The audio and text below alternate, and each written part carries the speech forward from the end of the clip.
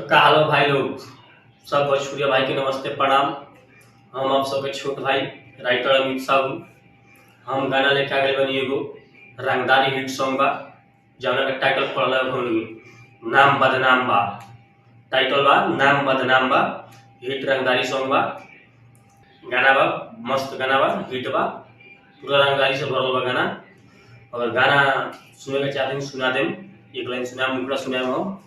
हमारा के जौन सिखई हेते कानूनिया कोर्ट के बारे में, कहाँ ले साथ देवे जान बतलाउते अपना बारे में।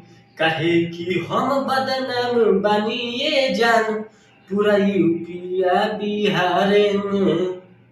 तो हल ये गाना हो हिट बा, रंगदारी सॉन्ग मस्त बा। मैंने सुन लिया था, बढ़िया लगी तो लाइक करब, कमेंट करब, सब्सक्राइब जरूर करब, ताकि ये गाना बढ़िया ना लगल हुई तक बाद वाला पहले के हम वो अच्छा लग गई। सब गाना हम लगे बा, भोजपुरी बा, बेवफाई बा, ऑर्केस्ट्रा सॉन्ग सब बा हम लगे, लोकगीत बा। जैसन गाना चाहिए वैसन मिल जाए हम लगे। तो अगर गाना लगल चाहत नहीं तो डिस्क्रिप्शन में लिंक दे दिला बानी इंस्टाग्राम के, आई लोगी मैसेज करी, फॉलो करी, मैसेज करी, गाना ली। नमस्ते प्रणाम, हम आप सबके छोट भाई राइटर अमित साहू। तो का हालो भाई लोग, सब भोजपुरिया भाई के नमस्ते प्रणाम। हम आप सबके छोट भाई राइटर अमित साहू। हम गाना लेके आ गए बनी एगो रंगदारी हिट सॉन्ग बा, जौना का टाइटल पड़ल है नाम बदनाम बा। टाइटल बा नाम बदनाम बा, हिट रंगदारी सॉन्ग बा। गाना बा मस्त, गाना बा हिट बा, पूरा रंगदारी से भरल बा गाना। अगर गाना सुने के चाहते हैं सुना देम, एक लाइन सुना मुकड़ा सुना हम।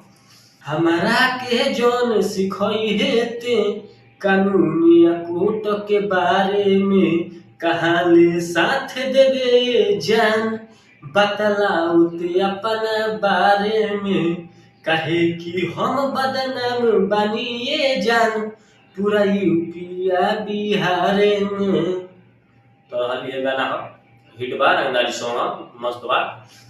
मैंने सुन लिया था, बढ़िया लगी तो लाइक करब, कमेंट करब, सब्सक्राइब जरूर करब, ताकि ये गाना बढ़िया ना लगल हुई तक बाद वाला पहले के हम वो अच्छा लग गई। सब गाना हम लगे बा, भोजपुरी बा, बेवफाई बा, ऑर्केस्ट्रा सॉन्ग सब बा हम लगे, लोकगीत बा।